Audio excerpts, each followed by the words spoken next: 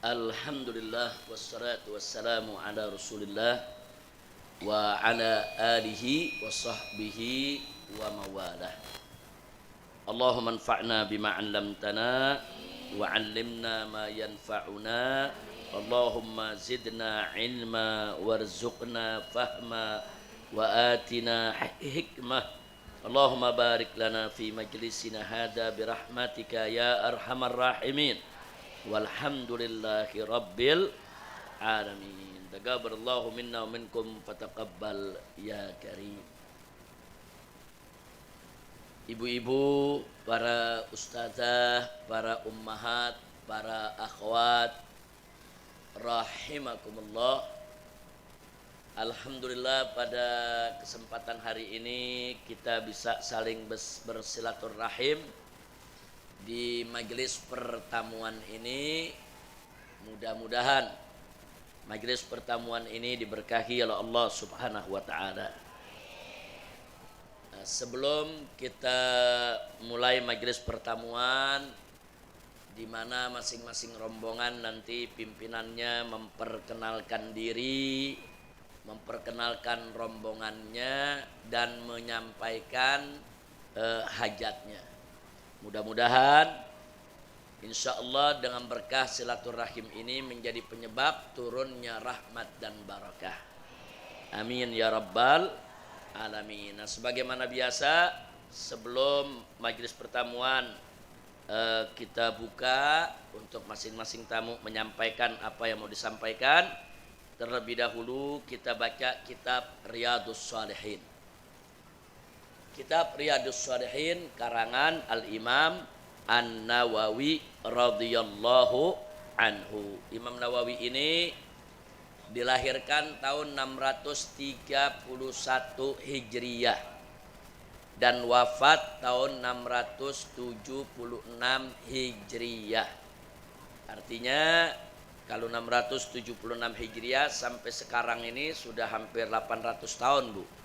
Tapi kitab ini bertahan karena memang penuh keberkahan dan banyak dibaca di pondok-pondok pesantren, di majelis-majelis taklim, juga sering dijadikan pegangan bagi para ustadzah, bagi para dai yang hendak berdakwah. Karena memang dalam kitab ini disusun secara tematik. Nah, jadi Imam Nawawi menyusunnya secara tematik. Seperti hari ini kita masuk bab takwa. Beliau kumpulkan ayat-ayat Al-Quran yang berkaitan dengan takwa. Kemudian beliau kumpulkan hadis-hadis Nabi yang berkaitan dengan takwa. Nah, jadi itulah sebabnya kitab ini sangat masyhur dan menjadi pegangan para ustazah, para dai, para penceramah. Nah, jadi nggak repot-repot lagi para ustazah kalau mau cari ayat dengan cari hadis berdasarkan tema-tema tertentu. Oh, ada lagi tema tentang sabar. Nah, nanti dikumpulkan tuh sama Imam Nawawi, mana ayat-ayat Quran tentang sabar, mana hadis-hadis Nabi tentang sabar. Jadi para ustazah tinggal pilih aja mau bicara tentang apa, semua diberikan masing-masing tema oleh Imam Nawawi. Jadi memudahkan kita untuk berdakwah. Baik, sekarang kita sudah masuk bab ke-6 dari kitab Riyadhus Shalihin. Nah, hari ini babnya tentang babut taqwa. Bab tentang takwa. Apa itu takwa, Ibu? Takwa itu imtisalu awamirillahi subhanahu wa ta'ala wa jtinabu nawahihi ibtigha'an mardhatillahi subhanahu wa ta'ala. Artinya takwa itu ialah menjalankan segala perintah Allah dan meninggalkan segala larangannya semata-mata hanya untuk mencari ridha Allah. Nah, itu yang dimaksud dengan takwa. Jadi kalau orang melaksanakan sholat karena mencari ridha Allah, itu namanya takwa. Orang meninggalkan yang haram karena mengharap ridha Allah, itu juga namanya takwa. Tapi kalau orang sholat tidak karena Allah, hanya karena ingin dipuji orang, itu bukan takwa. Jadi takwa itu kita jalankan perintah Allah, niatnya untuk cari ridha Allah. Kita tinggalkan segala larangan Allah, niatnya juga untuk cari ridha Allah. Itu yang disebut takwa. Baik. Al-Imam An-Nawawi di sini mengutip beberapa ayat tentang takwa, di antaranya yang beliau kutip di sini. Qala al-muallif radhiyallahu ta'ala anhu wa arda, babut taqwa. Qala Allah ta'ala, ya ayyuhalladzina amanu taqullaha haqqa tuqatih. Wa qala ta'ala fattaqullaha mastata'tum. Wa hadhil ayatu mubayyinatun lil muradi minal ula. Jadi di sini Imam Nawawi memuat dua firman Allah. Yang pertama, ya ayyuhalladzina amanu taqullaha haqqa tuqatih. Wahai orang-orang yang beriman, bertakwalah kamu kepada Allah dengan sebenar-benarnya takwa. Waktu ayat ini turun, ada beberapa sahabat gelisah. Kenapa gelisah? Karena Allah memerintahkan untuk takwa dengan sebenar-benarnya takwa. Itu kalau yang namanya sebenar-benarnya takwa, menurut pandangan para sahabat Nabi, rasanya sulit dicari manusia yang bisa takwanya benar-benar takwa, kecuali para nabi dan para rasul. Nah, jadi mereka gelisah. Jadi mau dalam keadaan bagaimanapun juga pokoknya mesti takwa. Nah, akhirnya kegelisahan ini sampai kepada Nabi kita Muhammad sallallahu alaihi wasallam. Kemudian turun ayat yang lainnya, di mana Allah menyatakan fattaqullaha mastata'tum. Artinya bertakwalah kamu kepada Allah sebisa kamu. Nah, makanya Imam Nawawi mengatakan hadhil ayah mubayyinatun. Jadi ayat ini merupakan penjelas lil murad, yaitu daripada maksud minal ula, dari ayat yang pertama. Bu, Ibu. Jadi takwa di sini, Bu, kalau dalam urusan yang wajib dan yang haram, kita takwanya harus benar-benar takwa. Jadi kalau dalam yang wajib, seperti melaksanakan sholat 5 waktu, seperti puasa Ramadan, seperti bayar zakat harta, harus total takwa. Nggak bisa takwa setengah-setengah. Nah, paham, Bu? Begitu juga kalau meninggalkan maksiat. Jadi tidak berzina, tidak berjudi, tidak menenggak minuman keras, Bu ya. Itu harus total takwa. Jadi dalam melaksanakan kewajiban dan meninggalkan, yaitu hal-hal yang haram, harus total takwa. Bisa enggak bisa, mesti bisa. Tapi kalau dalam soal yang sunnah, kan kita melaksanakan sunnah takwa juga, Bu. Kita sholat witir karena Allah, itu takwa. Nah, kita sedekah karena Allah, itu takwa. Tapi itu hukumnya Nah, dalam soal yang sunnah mastata'tum, sebisanya. Nah, dalam soal yang sunnah sebisanya. Oh, bisa sholat witir, sholat. Nggak bisa, nggak apa-apa. Oh, bisa sedekah, sedekah. Belum bisa sedekah, nggak apa-apa. Jadi kalau dalam yang wajib total takwanya. Tapi kalau dalam yang sunnah sebisa kita. Jelas gak, Bu? Nah, begitu juga dalam soal yang haram, kita mesti total takwa. Pokoknya udah haram, jangan kita kerjain. Tapi kalau dalam soal yang makruh, sebisa kita tinggalin. Nah, jadi yang makruh, Bu, sebisa kita tinggalkan. Tapi kalau ada hal yang makruh belum bisa ditinggalkan, nggak apa-apa. Sebisa kita takwa. Kira-kira jelas gak? Jadi ada takwa yang total, ada takwa yang sebisa semampu kita. Dalam hal yang wajib, total takwanya. Dalam hal yang sunnah, semampu kita. Dalam hal yang haram, total takwa kepada Allah, jangan dikerjakan. Tapi dalam hal yang makruh, semampu kita. Sampai di sini kira-kira jelas gak, Bu? Alhamdulillah. Nah sekarang mari kita lihat apa manfaat dari takwa. Nah di sini Al-Imam Nawawi membawakan satu ayat di mana Allah berfirman, ya ayyuhalladzina amanu taqullaha wa qulu qawlan sadida yuslih lakum a'malakum. Masya Allah, Bu. Di sini Allah nyatakan, hai orang-orang yang beriman, ittaqullah, bertakwalah kamu sekalian kepada Allah, wa qulu qawlan sadida, dan ucapkanlah ucapan-ucapan yang benar. Dalam bahasa Arab, Bu, ada sadid, ada syadid. Artinya beda tuh, Bu. Kalau sadid pakai sin biasa, Bu, ya, yang gak ada titik tiganya, Bu, itu artinya benar. Kaulan sadida, perkataan yang benar. Maksudnya benar tuh yang jujur, yang tidak dusta, tidak bohong. Nah, itu kaulan sadida.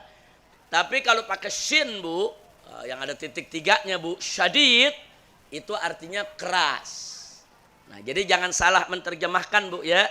Kaulan sadida artinya bukan kata yang keras. Keras itu kalau pakai shin.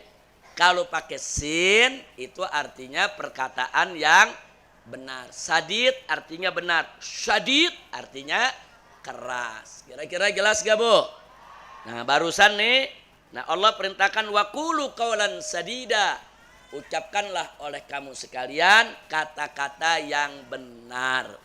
Jadi kita disuruh bertakwa, disuruh berkata benar. Lalu apa manfaatnya? Allah menyatakan yuslih lakum a'malakum. Niscaya Allah pasti akan memperbaiki amal kamu sekalian. Masya Allah. Jadi kalau kita udah punya niat nih, Bu, mau bertakwa kepada Allah, mau jadi orang baik, lurusin kita punya niat hanya karena Allah, nanti Allah yang bantu kita. Allah yang bantu meluruskan kita, Allah yang mampu membenarkan kita, Allah yang bantu kita supaya kita berada di jalan yang benar. Jadi kalau kita mau dibantu oleh Allah supaya amal kita ini semakin baik, maka bertakwalah kepada Allah. Insya Allah. Nah baik, berkaitan dengan ini, saya ingin bacakan untuk Ibu manfaat dari takwa yang diuraikan oleh Al-Imam Al-Habib Abdullah bin Alwi Al-Haddad radhiyallahu ta'ala anhu di dalam kitab An-Nasaih Ad-Diniyah wal Wasaya Al-Imaniyah. Nah ini buku Shahibur Ratib. Jadi kalau Ibu suka baca Ratibul Haddad, nah beliau juga punya karangan kitab, banyak karangan kitabnya. Salah satunya An-Nasaih Ad-Diniyah. An-Nasaih Ad-Diniyah ini artinya nasihat-nasihat keagamaan.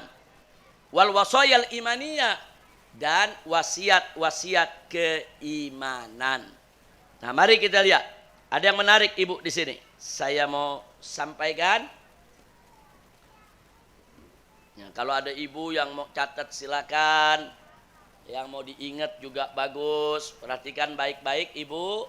Atau nanti Ibu kalau nggak bawa catatan di sini atau takut lupa, nanti buka Islamic Brotherhood Televisi, buka IB TV. Nanti di IB TV diputar lagi nih. Kita punya pengajian nih, pertemuan ini nih. Nanti di IB TV diputar lagi. Ibu bisa dengerin lagi lewat handphone, Ibu bisa catat. Insya Allah. Nah, jadi kalau yang punya handphone buka saja IBTV nanti, insya Allah. Kemudian di subscribe supaya kalau ada berita-berita baru Ibu dapat pemberitahuan. Baik, mari kita lihat.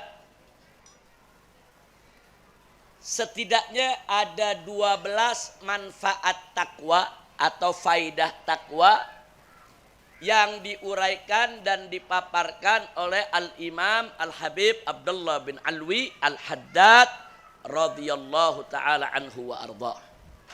Yang pertama, beliau katakan famin zalik, daripada yang demikian itu, maksudnya daripada manfaat takwa, daripada guna dan faidahnya takwa. Yang pertama, Beliau katakan al-ma'iyyatul ilahiyatul hifdziyatul lutfiyah. Yang pertama adalah adanya perlindungan ilahi, kebersamaan rahmat Allah bagi mereka-mereka yang bertakwa. Dalilnya firman Allah Subhanahu wa taala dalam surat Al-Baqarah ayat 194. Surat Al-Baqarah ayat 194 Allah menyatakan faqala ta'ala wattaqullaha wa'lamu annallaha ma'al muttaqin. Shadaqallahul azim. Dalam ayat ini Bu, Allah menyatakan wattaqullah, bertakwalah kamu kepada Allah. Wa'lamu, dan ketahuilah annallaha ma'al muttaqin, sesungguhnya Allah bersama orang-orang yang bertakwa. Nah, jadi kebersamaan yang dimaksud di sini Bu, bahwa rahmat Allah, penjagaannya, perlindungannya selalu menyertai kita.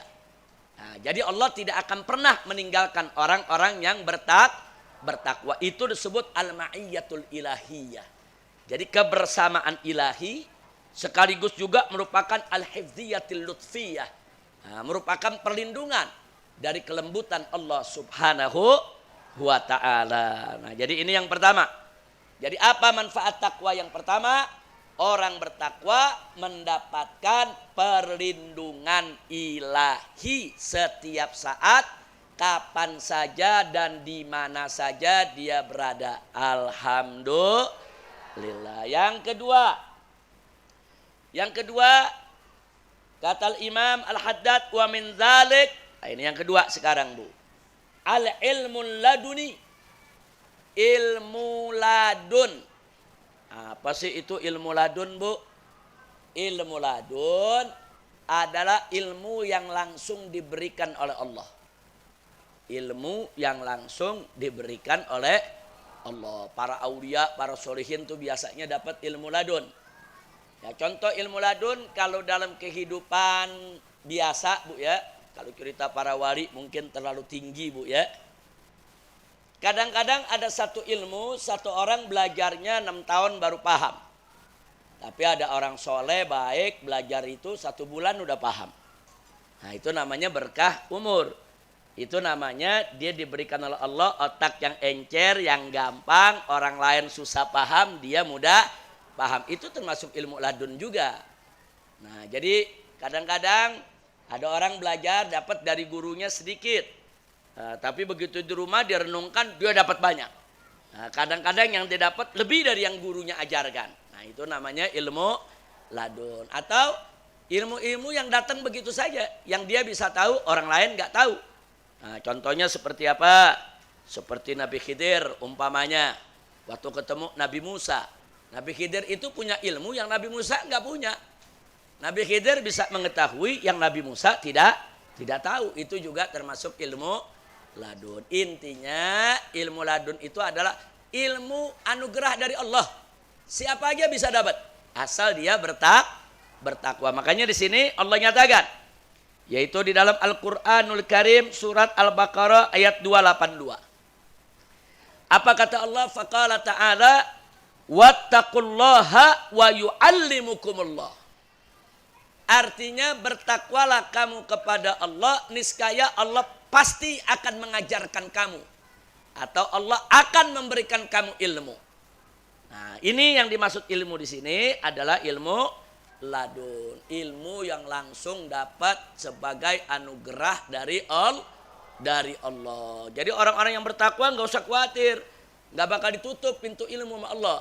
Bahkan pintu ilmu itu akan dibuka lebar. Dan akan banyak limpahan ilmu pengetahuan Allah anugerahkan kepada orang yang bertakwa.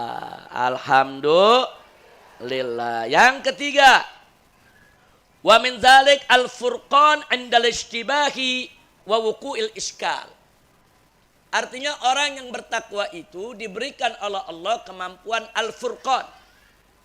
Apa itu al-furqan? Kemampuan untuk membedakan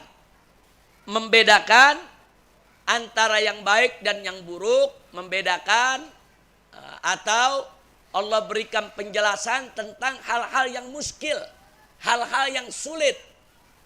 Orang lain sulit paham, dia mudah untuk memahaminya. Nah, ini namanya kemampuan untuk Al-Furqan. Nah, itu yang ketiga. Yang keempat, wal kafaratu lisayyi'at, yaitu sebagai penghapus keburukan. Jadi kalau kita ada cacat, celah, buruk, aib, saudara, nah maka dengan takwa kepada Allah, keburukan-keburukan tadi Allah hapus. Alhamdulillah. Yang kelima, wal magfiratu lidzunub, dan menjadi pengampun bagi dosa-dosa kita. Subhanallah. Ini yang ketiga, keempat, kelima. Nah, kenapa saya gabung? Karena adanya dalam satu ayat. Yang ketiga, keempat, kelima. Mari kita lihat. Itu dalam surat Al-Anfal ayat 29. Allah menyatakan, faqala ta'ala, ya ayyuhalladzina amanu in tattaqullaha yaj'al lakum furqana wa yukaffir ankum sayyi'atikum wa yaghfir lakum wallahu dzul fadlil azim. Shadaqallahul azim. Dalam ayat ini, Bu, Allah menyatakan, ya ayyuhalladzina amanu, hei orang-orang yang beriman. In tattaqullah, jika kamu sungguh bertakwa kepada Allah, yaj'al lakum furqana, Allah akan jadikan bagi kamu kemampuan untuk membedakan. Nah, furqanan itu artinya pembeda. Jadi dengan hati nuraninya dia bisa bedain mana yang baik, mana yang buruk, mana yang bagus, mana yang jelek. Nah, itu kemampuan gak gampang tuh, Bu. Kadang-kadang ada orang pinter nggak bisa juga dia bedain yang baik sama yang buruk. Kadang-kadang ada orang dengan sederet gelar tapi dia nggak mampu bedakan mana yang bagus, mana yang jelek. Tapi ada orang yang ilmunya nggak seberapa tapi kemampuannya luar biasa. Dia mampu bedakan mana yang baik, mana yang buruk, mana yang bagus, mana yang jelek. Dia bisa membedakan, dia punya kekuatan furqan. Kenapa? Karena dia bertakwa kepada Allah. Selanjutnya Allah nyatakan wa yukaffir ankum sayyi'atikum, dan Allah akan hapuskan keburukanmu. Jadi Allah hapus dari kamu segala macam keburukan. Nah, ini juga berkat apa? Berkat takwa. Berikutnya Allah nyatakan wa yaghfir lakum, dan Allah akan mengampuni kamu. Subhanallah. Jadi dalam satu ayat ada 3 tuh. Allah berikan kekuatan furqan, pembeda. Kemudian Allah perbaiki kejelekan kita. Kemudian yang berikutnya lagi, Allah ampuni dosa kita. Alhamdulillah. Maka itu saya mau tanya, Bu, beruntung gak orang yang bertakwa, Bu? Beruntung orang yang bertakwa? Mau kita bertakwa? Nah, ayo sama-sama kita pupuk dalam jiwa kita, diri kita, bagaimana supaya kita termasuk orang yang bertakwa, insya Allah. Sekarang yang keenam. Yang keenam kata Al-Imamul Haddad radhiyallahu taala anhu, wa min dzalika an-najatu minan nar. Yang keenam adalah selamat dari neraka. Subhanallah. Allah jamin. Pokoknya orang yang bertakwa kepada Allah dijamin oleh Allah, dia enggak bakal masuk neraka. Mana dalilnya? Dalilnya surat Maryam. Nah, kalau kita baca dalam surat Maryam, yaitu ayat 71 dan 72. Mari kita lihat. Di situ Allah menyatakan, wa in minkum illa wariduha kana ala rabbika hatman maqdiyya. Tsumma nunajjil ladzina taqau. Wah, menarik tuh, Bu. Jadi dalam surat Maryam ayat 72 bagian akhir tadi, Bu, Allah nyatakan tsumma nunajjil ladzina taqau. Kemudian kami selamatkan orang-orang yang bertakwa. Orang bertakwa nggak bakal masuk neraka. Allah selamatkan mereka, Allah jaga, Allah jauhkan dari neraka. Bahkan ada juga dalam surat Az-Zumar ayat 61 Allah nyatakan, faqala ta'ala wa yunajjillahu alladzina taqau bimafazatihim la yamassuhum su' wa lahum yahzanun. Jadi Allah jaga orang-orang yang bertakwa, Allah akan selamatkan mereka. Allah akan berikan mereka kemenangan dan tidak ada yaitu keburukan yang akan menyentuh mereka. Alhamdulillah. lillah. Jadi kalau nggak mau masuk neraka, yuk kita bertakwa. Bu, tahu neraka bu? Ibu tahu siksa neraka yang paling ringan? Siksa neraka yang paling ringan nih bu. Kerikil dari api neraka, kerikil bu ya, kecil, tahu kerikil kan? Kerikil itu ditaruh di telapak kaki manusia. Itu isi kepalanya mendidih. Saking panasnya, kerikilnya ditaruh di telapak kaki orang, kepalanya mendidih. Itu yang dijelaskan oleh Nabi dalam hadis. Itu siksa yang paling ringan bu. Nah kalau yang ringan aja begitu, bagaimana yang berat? Nah makanya kita berlindung kepada Allah. Kita hidup di dunia nggak lama. Berapa tahun sih? 50, 60, 70. Setelah itu kita kembali kepada Allah. Begitu kembali kita mesti mempertanggungjawabkan segala perbuatan kita di dunia. Kita sholat atau enggak sholat, puasa atau enggak puasa, bakal diminta pertanggungjawaban. Nah kalau sampai masuk neraka, betapa ruginya. Na'udzubillah min dzalik. Dan bagi orang-orang yang bertakwa, masuk surga kekal di dalamnya. Enggak ada dia masuk neraka lagi. Insya Allah. Nah makanya perhatikan tuh jaminan Allah. Jadi yang keenam, orang yang bertakwa diselamatkan dari neraka. Yang ketujuh, wa min dzalik al-makhraju minasyada'id. Wa min dzalik al-makhraju minasyada'id. Artinya orang yang bertakwa itu diberikan solusi dari setiap problem kehidupannya. Kita hidup selalu punya problem, betul bu? Kita punya problem. Ada yang punya problem rumah tangga, ada yang punya problem suaminya tidak setia, ada yang punya problem anaknya sulit dididik, ada yang punya problem utang, ada yang punya problem ekonomi, ada yang punya macam-macam problem. Ada sewa rumah mau habis, duit nggak ada. Nah, problem kita banyak. Problem kehidupan ini sangat banyak. Tapi di sini Allah janjikan. Nah, kita lihat di sini dalam surat At-Talaq. Bu ya, ayat 2. Nah, surat At-Talaq ayat 2 apa Allah nyatakan? Wa may yattaqillaha yaj'al lahu makhraja. Barang siapa bertakwa kepada Allah, niscaya Allah akan jadikan bagi dia makhraja, solusi bagi setiap problem kehidupannya. Alhamdulillah. Jadi gak usah khawatir kalau kita bertakwa. Mau sesulit apa sih problem kita, pasti Allah kasih jalan keluar. Nah, tapi kalau nggak bertakwa, bisa jadi problem akhirnya nambah problem lagi, diselesaikan nambah problem lagi. Kadang-kadang ada menyelesaikan problem, muncul problem lagi. Atau menyelesaikan problem dengan problem. Na'udzubillah min dzalik. Tapi kalau orang bertakwa enggak, dia punya problem seberat apapun, nanti Allah bukakan dia punya problem dengan solusi. Alhamdulillah. Terus yang kedelapan. Yang kedelapan, manfaat, faedah atau guna dari takwa adalah ar-rizqu min haitsu la yahtasib.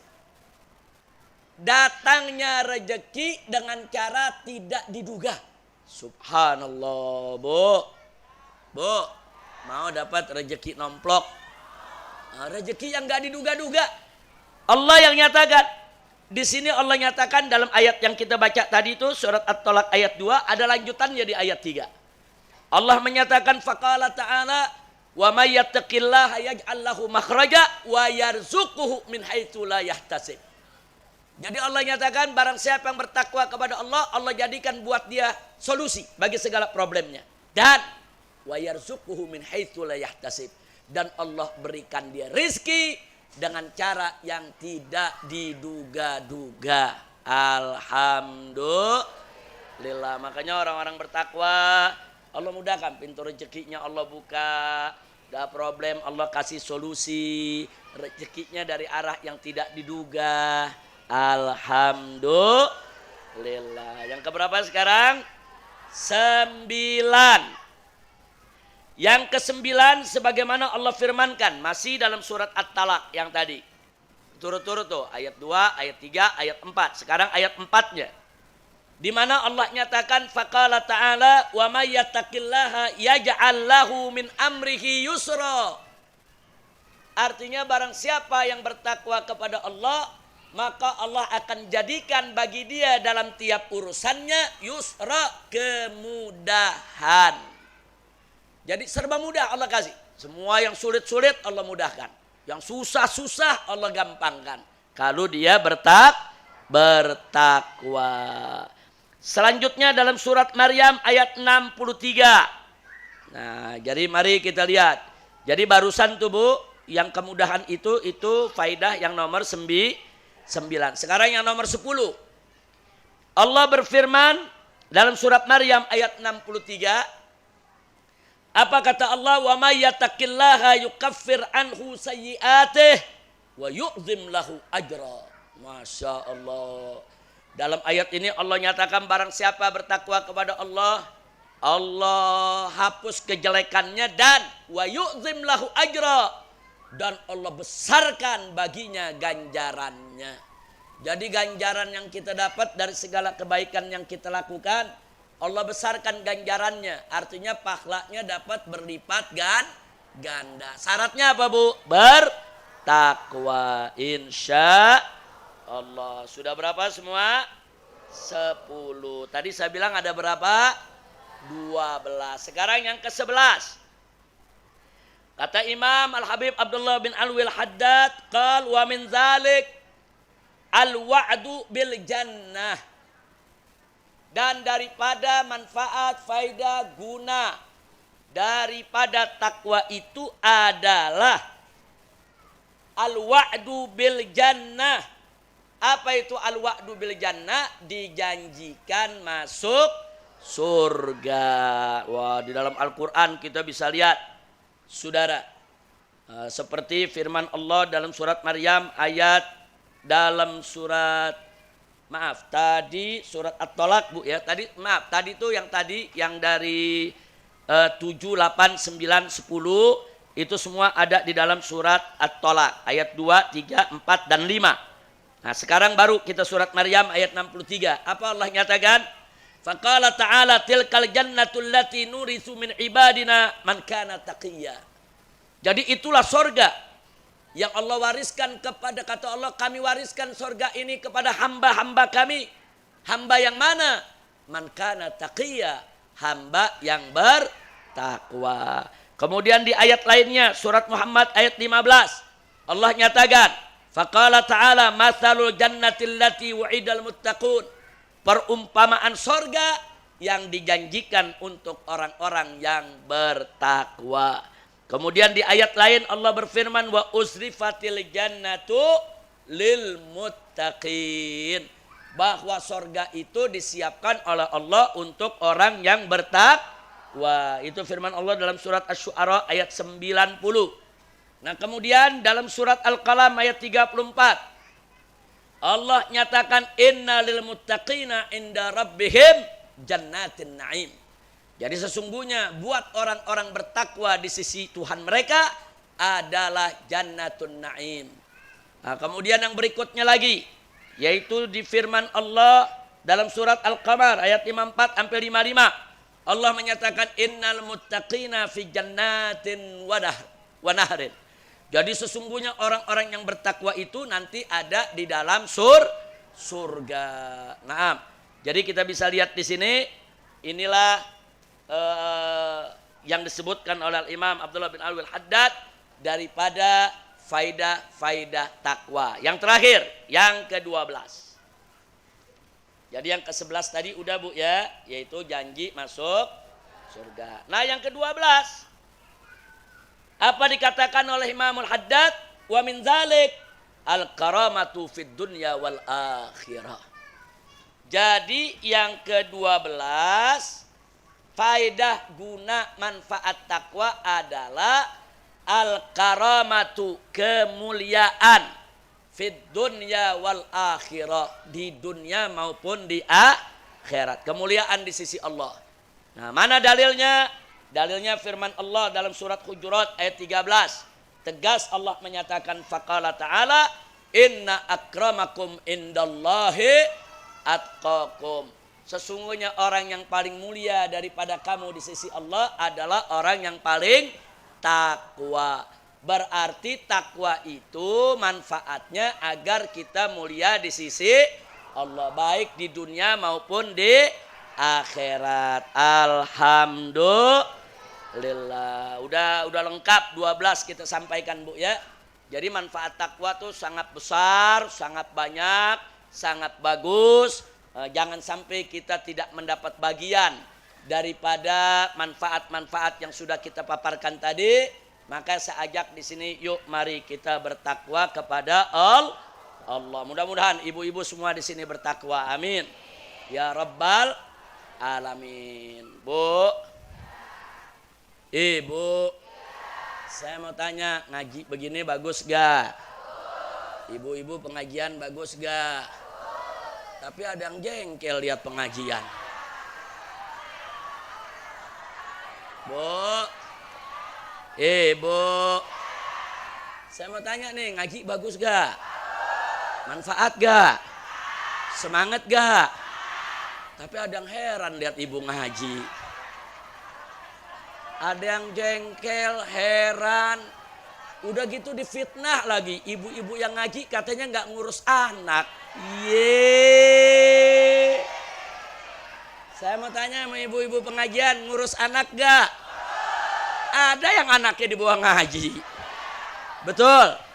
Ayo, mana anak yang dibawa ngaji? Tuh, banyak yang anaknya dibawa ngaji. Emang ibu ngaji, Bu? Ibu ngaji emang lantarin anak, Bu? Ibu ngusir anak? Ibu buang anak? Enggak, justru ibu-ibu pengajian itu bagus.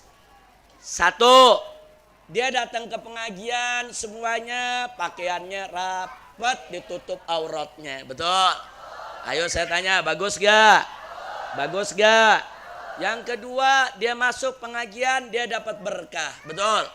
Kenapa dapat berkah? Karena dalam pengajian yang didengar ada kalimat Al-Quran, ada hadis Nabi, ada doa. Betul? Berkah gak? Nah, kemudian yang ketiga, nggak sampai di situ. Orang yang ikut ngaji dapat doa juga. Kan kita doa juga rame-rame. Doa dari ustadznya, doa dari jamaahnya, amin. Nah, mudah-mudahan doa itu diterima. Betul, Bu? Kalau begitu ngaji bagus gak? Kok ada yang jengkel sih? Bu, Ibu, Bu. Nah, kemudian masih soal ngaji. Kalau kita ngaji dapat ilmu gak? Oh, itu yang keempat tuh. Bayangin tuh, satu, ngaji itu kalau kita datang kita nutup aurat. Betul? Yang kedua, kita dapat berkah. Karena ngaji aja, Bu, ngerti nggak ngerti berkah udah dapat. Nah, ngerti nggak ngerti ikut ngaji itu udah dapat tuh berkahnya tuh. Nah, kemudian yang ketiga dapat doa. Doa dari ustadznya, doa juga dari semua jamaah. Yang keempat, silaturahim. Oh, silaturahim bagus gak? Pahalanya gede gak? Yang gak kenal jadi kenal, yang belum kenal jadi kenal, yang sudah kenal jadi sayang. Kalau sudah saling sayang bisa saling membantu, kerjasama. Betul, Bu? Manfaat tidak? Yang kelima, dapat ilmu. Nah, saya tanya, kalau ngaji dapat ilmu gak? Dapat ilmu gak? Iya, kok ada yang ngiri ya? Astagfirullahaladzim. Yang ngomong gak pernah ngaji kali ya? Iya, Masya Allah, ibu-ibu yang ngaji kok disindir-sindir. Astagfirullahaladzim. Ayo saya tanya, ibu-ibu ngaji bagus gak? Bagus gak? Ada lagi yang keenam. Kalau ibu ngaji, kita buka Quran, buka hadis.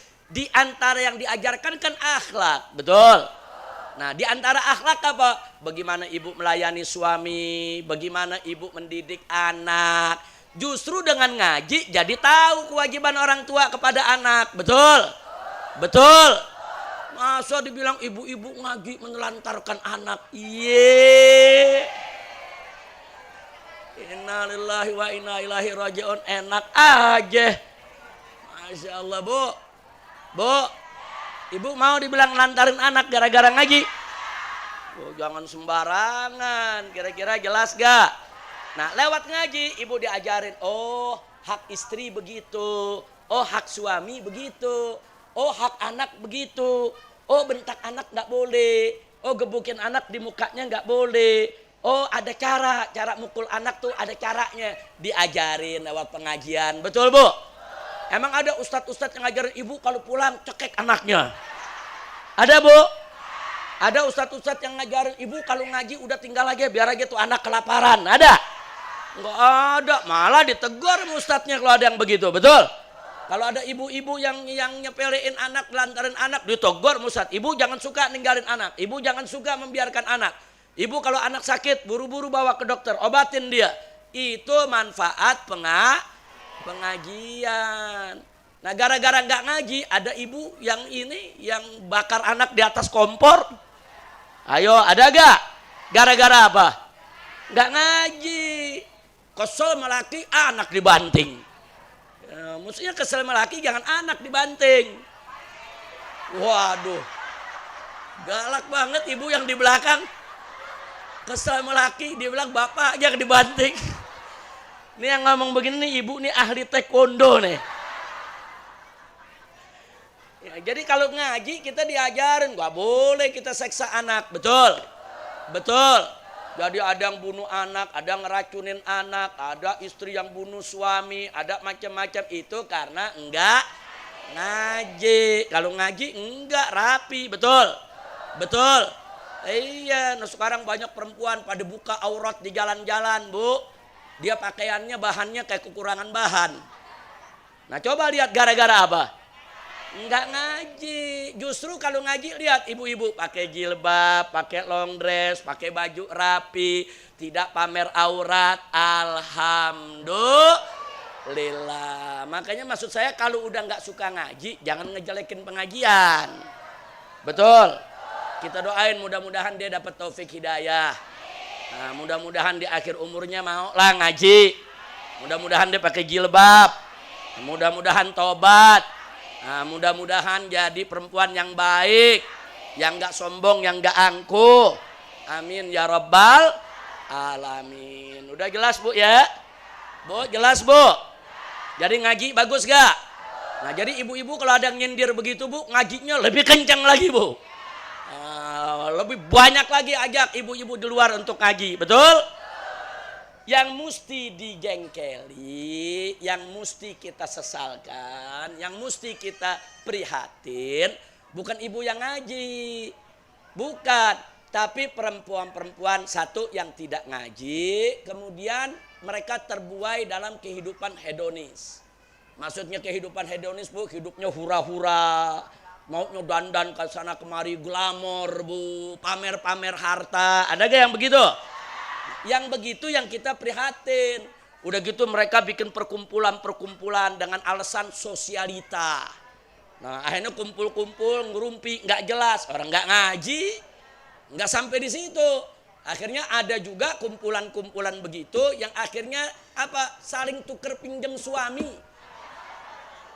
Ada kejadian yang begini yang mesti kita prihatin, betul? Yang begini yang kita mesti luruskan, betul?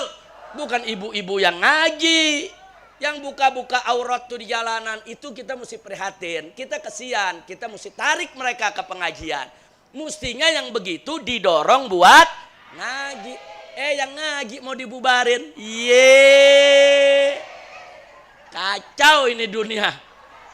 Masya Allah, yang haram-haram dia nggak bubarin, pengajian dibubarin dia. Udah pokoknya kita mungkin mau dibubarin, mungkin semangat kita ngaji, betul? Saya mau tanya semua, siap ngaji? Semangat ngaji? Semangat bertakwa? Siap jadi perempuan solehah? Takbir! Sallu ala Nabi. Nah, ibu mesti tahu Bu, Nabi bersabda dalam satu hadis, apa kata Nabi? Inna dunya mata, ad-dunya mata. Dunia ini dengan seisinya ini semua adalah perhiasan. Wa khairu mata'iha, dan sebaik-baiknya perhiasan adalah almar'atus solehah, perempuan yang solehah. Alhamdulillah. Makanya perempuan-perempuan yang solehah nanti di sorga nggak usah khawatir. Ibu nggak usah khawatir bersaing sama bidadari. Nah, kalau ibu jadi perempuan solehah, istri solehah, perempuan bertakwa, dia bakal lebih cantik dari bidadari. Alhamdulillah. Insya Allah. Ya udah kalau begitu sekali lagi siap ngaji terus? Siap ngaji terus? Jadi kalau ada yang jengkel-jengkel iri begitu bagaimana? Anjing menggonggong kafilah berlalu. Itu dulu tuh. Dulu pepatahnya begitu, anjing menggonggong kafilah berlalu. Tapi kadang-kadang perlu juga anjing menggonggong timpuk sama batu. Perlu juga sekali-sekali. Ini kita cerita anjing nih Bu ya. Bu, saya cerita apa? Anjing, jangan dikait-kaitin dengan manusia ya. Anjing menggonggong kafilah. Kalau terpaksa anjing menggonggong timpuk dengan pokoknya nggak usah dengerin yang begitu. Masa bodo amat dia mau ngomong apa, yang penting kita ngaji. Betul? Pokoknya ibu berusaha ngaji dan amalkan ilmu yang didapat. Insya Allah. Nah itulah yang bisa saya sampaikan. Mudah-mudahan manfaat untuk kita semua. Amin ya rabbal alamin.